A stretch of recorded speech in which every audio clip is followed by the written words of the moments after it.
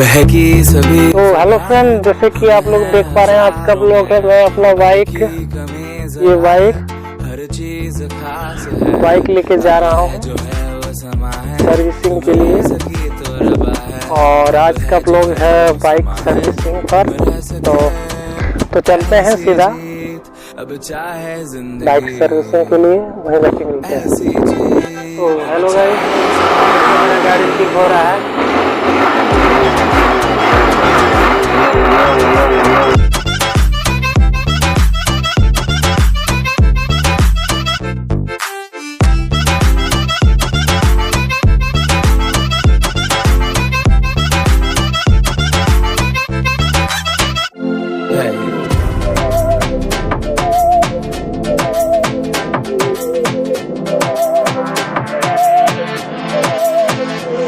सहनी हमें सजा है, हम हैं बाजारों के, सबकी नजर यहाँ है, हर चीज राज है, शब है जो।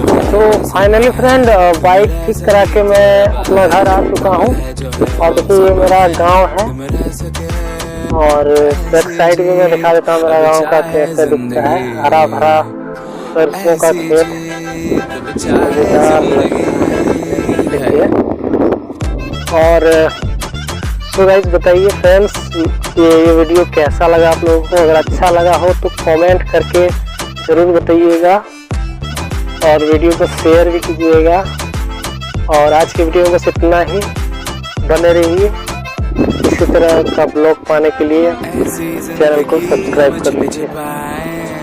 तो चलते हैं, बाय बाय।